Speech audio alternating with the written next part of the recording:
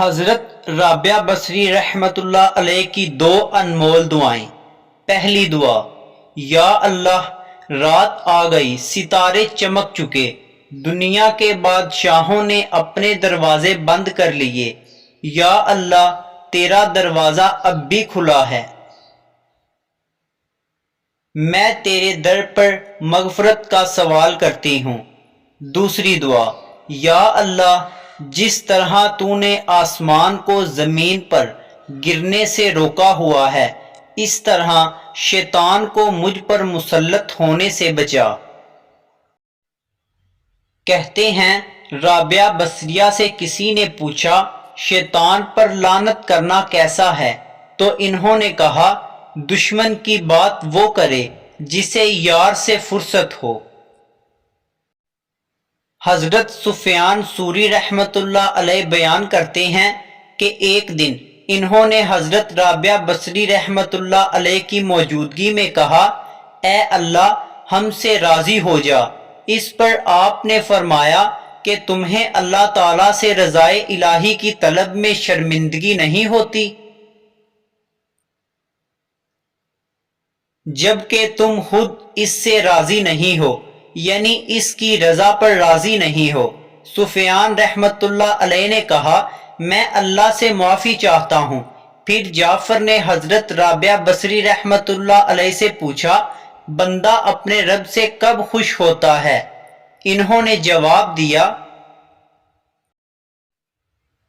کہ جب وہ بدقسمتی اور تکالیف پر بھی اتنا ہی خوش ہو جتنا کہ اپنی ترقی اور نشو و نما پر خوش ہوتا ہے۔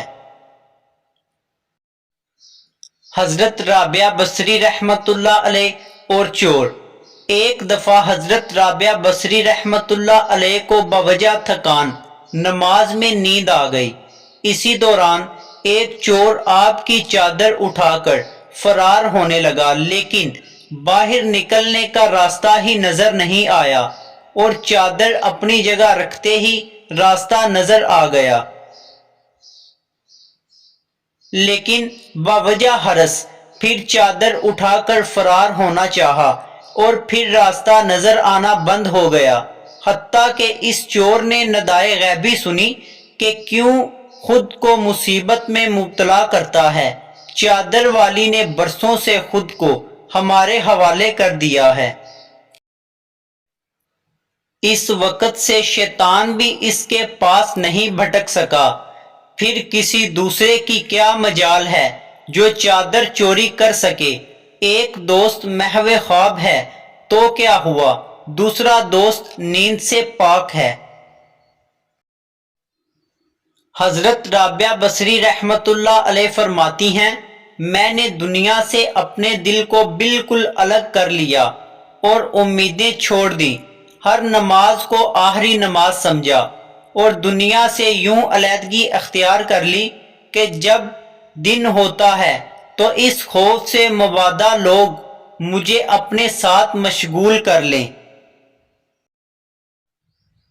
دعا کرتی ہوں کہ اللہ تعالیٰ مجھے اپنے ہی فکر میں مصروف رکھے تاکہ اس کے خیال سے مجھے کوئی نہ روک سکے۔ اے اللہ میں تجھ سے پناہ چاہتی ہوں ہر ایسی چیز کے بارے میں جو مجھے تیرے سوا کسی اور سے مشغول کر دے۔ ایک مرتبہ چند بزرگ آپ کی خدمت میں حاضر ہوئے تو آپ نے ان سے دریافت فرمایا کہ تم کس لیے اللہ تعالیٰ کی عبادت کرتے ہو؟ ایک بزرگ نے جواب میں کہا کہ ہم دوزخ کے ان طبقات سے خوف زدہ ہو کر اللہ تعالیٰ کی عبادت کرتے ہیں جن پر سے قیامت کے دن گزرنا پڑے گا، اور ہم اس لیے اللہ تعالیٰ کی بندگی کرتے ہیں تاکہ دوزخ سے محفوظ رہ سکیں۔ ایک بزرگ نے کہا کہ ہم اس لیے اللہ تعالیٰ کی عبادت و بندگی کرتے ہیں تاکہ ہمیں جنت عطا ہو جائے۔ یہ سن کر حضرت رابعہ بصری رحمت اللہ علیہ نے فرمایا جو کوئی بندہ دوزخ کے خوف اور جنت کی امید و خواہش کے باعث اللہ تعالیٰ کی عبادت و بندگی کرتا ہے وہ نہایت ہی برا ہے۔ اس پر لوگوں نے آپ سے پوچھا کہ کیا آپ کو اللہ تعالیٰ سے امید اور خوف نہیں ہے؟ آپ نے فرمایا پہلے پڑوسی ہے اور بعد میں اپنا گھر۔ اس لیے ہماری نگاہوں میں جنت اور دوزخ کا ہونا یا نہ ہونا برابر ہے، اس لیے کہ اللہ تعالیٰ کی عبادت فرض عین ہے، اور اگر وہ جنت اور دوزخ کو پیدا نہ فرماتا تو کیا بندے اس کی بندگی نہ کرتے؟ یہ سن کر تمام لوگ خاموش ہو گئے۔ رابعہ بصری رحمت اللہ علیہ: اگر تم دنیا سے فارغ ہو تو دنیا کی برائی بھلائی کی تمہیں پرواہ نہیں ہو سکتی۔ مجھے اجر و ثواب کی امید اس وقت ہوتی ہے جب اپنے اعمال و عبادت کو ہلکا سمجھتی ہوں، اور اس وقت جب کہ میرا اعتماد محض خدائے رحمان کے فضل و کرم پر ہوتا ہے۔